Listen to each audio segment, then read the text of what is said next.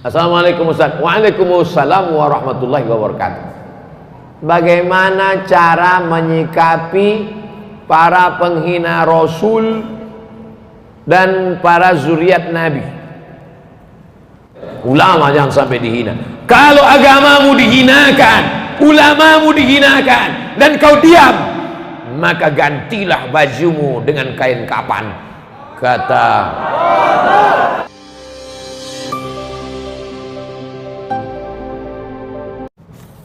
anggukkan aja kepala. Andai kata kita mau mengkurbankan anak angkat, mau dipotong, binnya kita pakai bin ayah angkat atau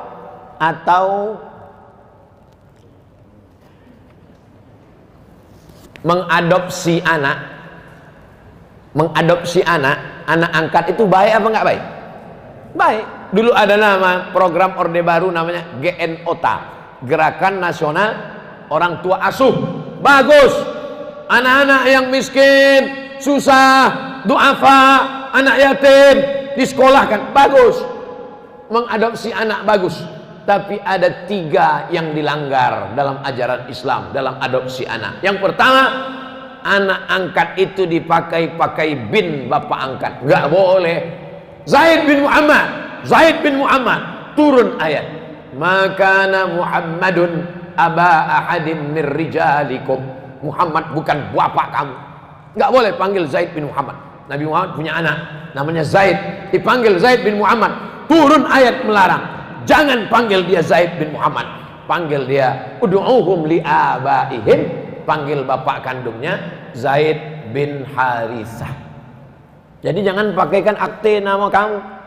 Punya anak angkat perempuan namanya Fatimah, buat Fatimah binti Abdul Somad. Itu bukan anakmu Abdul Somad. Ganti nama asli bapaknya. Siapa nama anak angkatmu itu yang kau adopsi? Bin Kardus. Apa bin Kardus? Rupanya dulu pas dia pulang habis sholat subuh dapatnya anak itu dalam kardus di rumah. Kalau tahu nama bapaknya kasih nama bapak. Kalau nggak tahu bin Abdillah, anak hamba Allah. Hamba Allah. Jangan sampai nama bapak. Yang kedua, yang menyebabkan rusaknya anak angkat adalah si bapak angkat dengan anak angkat perempuan, si ibu angkat dengan anak angkat laki-laki yang tidak mahram, berdua-duaan. Istrinya pergi, suaminya pergi, dia sama-sama di rumah nonton TV, pakai daster, tidak pakai jilbab, lengannya pendek. Ketika ditanya, itu kan anak angkatmu? Sudah seperti anak saya. Itu kan anak angkatmu? Sudah seperti berapa banyak anak angkat nikah dengan bapak angkat. Berawal dari macam anak saya, macam adik saya, berakhir dengan macam-macam. Waspadalah. Terutama ibu-ibu, waspadalah bu. Yang ketiga, yang menyebabkan rusaknya anak angkat, si bapak angkat menuliskan surat wasiat. Dia menikah, nggak punya anak, dia ambil anak angkat, dia tulis surat wasiat. Semua hartaku kuserahkan pada anak angkatku. Adapun saudara-saudara kandungku itu, sendal jepitku pun tak kukasih untuk dia. Tak boleh. Kalau saya tidak punya anak, maka saya meninggal, harta warisan saya akan diwarisi oleh saudara kandung. Ini banyak orang saudara kandungnya dia benci, tidak dikasih harta warisan, dihabiskan semua oleh anak angkat. Celaka 12. Surat-surat tanah, surat mobil diambil semua oleh anak angkat, habis. Kalau sayang sama anak angkat bisa dikasih 2. Pertama hibah, yang kedua wasiat. Apa beda hibah dengan wasiat? Hibah dikasih ketika masih hidup. Itu ruko yang di sana untukmu, ambil. Tapi kalau wasiat, itu ruko yang di sana untukmu, tunggu aku mati. Itu namanya wasiat. Makanya kalau dapat wasiat jangan senang dulu. Banyak orang yang udah mau mati pas ngasih wasiat, nggak mati-mati.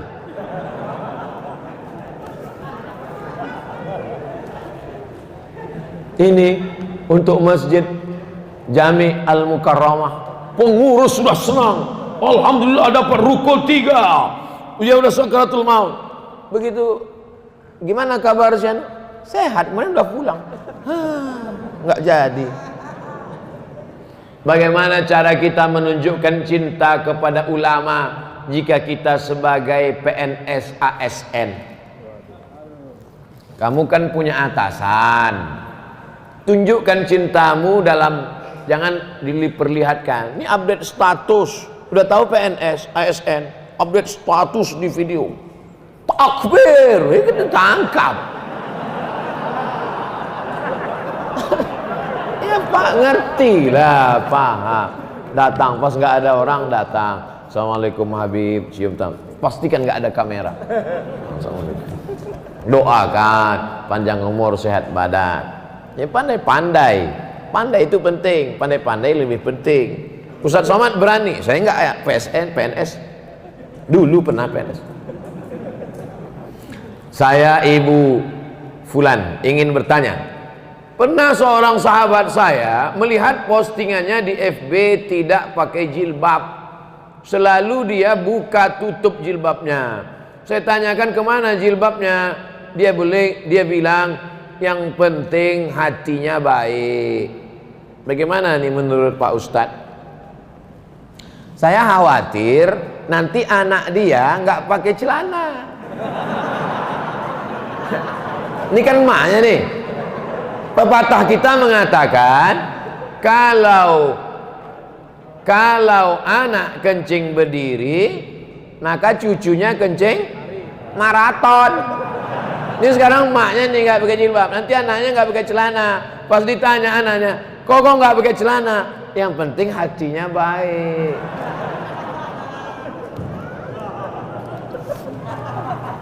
Saya tanya, apakah Sayyidatuna Aisyah itu hatinya nggak baik?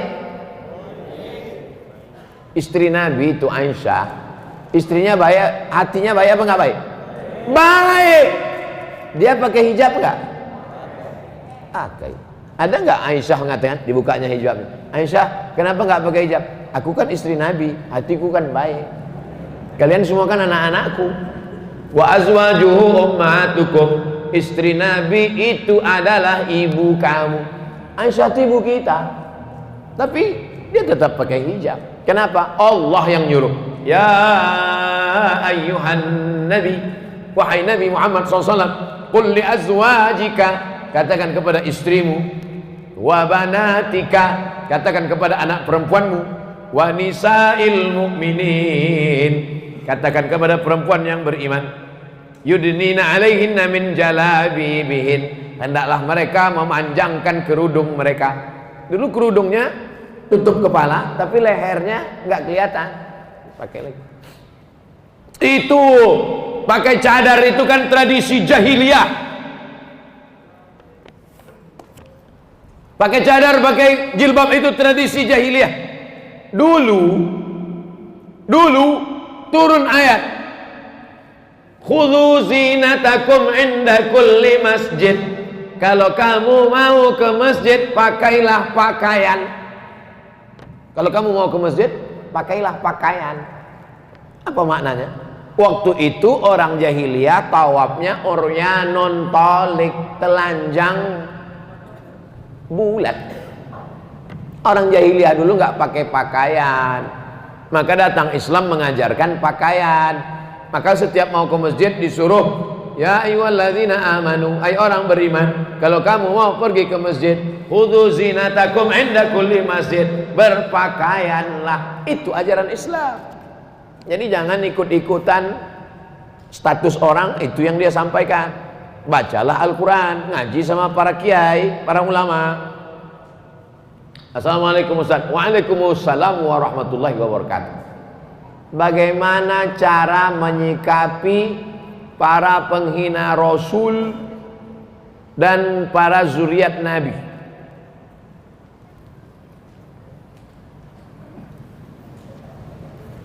Kalau engkau punya kekuasaan, kau tegakkan hukum. Man ra'a minkum munkaran falyughayyirhu biyadihi. Sebagaimana Abu Bakar, Umar Abu Bakar mengirim pasukan kepada penghina Rasul di kampung namanya Yamamah. Nama orangnya Musailamah. Kirim pasukan. Dipancung kepala Musailamah. Yang memancung namanya Wahsy. Wahsy lah dulu yang membunuh Hamzah bin Abdul Muttalib. Tanganku ini dulu yang memancung kepala Hamzah. Hari ini aku memancung kepala Musailamah. Kalau dulu sebelum Islam ini memotong kepala sahabat Nabi, paman Nabi. Sekarang setelah Islam ini memancung kepala musuh Allah Subhanahu wa taala. Kalau sanggup punya kekuasaan. Yang tak punya kekuasaan fabilisani, dengan lidah. Jangan hina Nabi, jangan hina zuriat Nabi dengan suara. Tak juga sanggup, takut dengan mulut, dengan hati. Diam aja lah. Kalau kau tak sanggup membela, diam. Boykot. Jangan lagi pakai mobil Prancis. Jangan lagi pakai deterjen Prancis. Jangan lagi pakai susu, teh, kopi Prancis. Pakai aja kopi tai musang.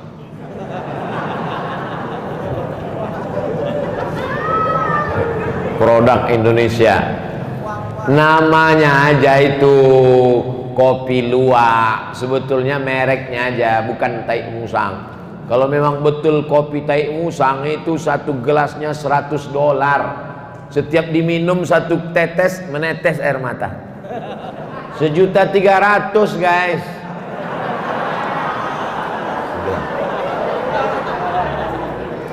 Jadi apa, ketika Denmark dulu membuat karikatur Nabi, Denmark dulu yang pertama, waktu itu Syekh Muhammad Said Ramadan Al-Buti masih hidup. Coba ketik di YouTube Syekh Muhammad Said Ramadan Al-Buti, orang Suriah, ceramahnya lembut. Syekh Muhammad Said Ramadan Al-Buti kalau ceramah lembut. Assalamualaikum warahmatullahi wabarakatuh, lembut. Tapi begitu dia cerita tentang penghina Nabi di Denmark, hadzal fa'rul qadar, kata dia. Ini adalah tikus-tikus yang kotor, najis. Jangan kalian biarkan produk-produk Denmark berada di rumah kalian, di WC kalian, di kamar mandi kalian. Illa Rasulullah. Semua tidak apa-apa kecuali Rasulullah. Jangan sampai kalian hina Nabi Muhammad sallallahu alaihi wasallam. Ulama jangan sampai dihina.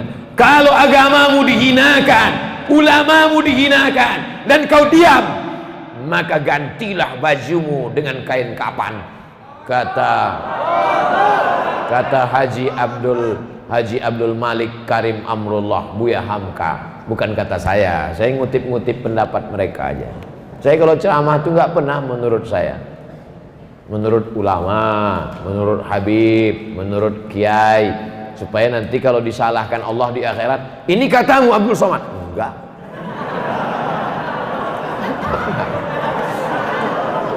Saya enggak berani menurut saya. Mana pernah saya ceramah menurut saya? Enggak. Yang selamat di akhirat itu nanti saya. Karena saya enggak pernah pakai menurut saya. Sampaikan Al-Quran, sampaikan hadis, sampaikan fatwa ulama, sampaikan pesan para habaib, sampaikan pesan para kiai, cerdaskan umat. Habis waktu baca doa, selesai pulang. Habis waktu 1 jam. Tadi saya mulai jam 6 kurang 15, sekarang jam 5 kurang 15. Sesuai tertulis di botol 600 ml. Apapun makanannya, minumnya tetap Az-Zikra Water. Pakailah produk dari saudara kita sendiri, sehingga kalau ekonominya maju, dia akan makun masjid. Kalau ekonominya maju, dia akan sedekah. Jangan kau kayakan orang lain. Kalau duitnya banyak, dipakainya berjemur di pantai, tak pakai kolor. Pakailah, minumlah minuman santri dari pondok pesantren Sidogiri. Kau minum makanan, kau makan makanan yang halal, kau minum minuman produk saudaramu, maka itu sudah kau ikut membangun masjid, membangun pondok pesantren, membangkitkan ekonomi umat. Saya alhamdulillah sampai hari ini semua saya endorse. dari mulai kerupuk sampai keripik. Kalau ada jamaah datang bawa kerupuk 2 bungkus, senyum, saya sudah tahu dia pasti minta endorse mana di kerupuknya. Jamaah dimanapun berada, belilah kerupuk ini, dapatkan di toko terdekat, hubungi nomor berikut ini, persediaan terbatas. Anda lagi yang mau endorse? Astaghfirullahalazim, astaghfirullahalazim, astaghfirullahalazim, alladzi la ilaha illa huwal hayyul qayyum wa atubu ilaih.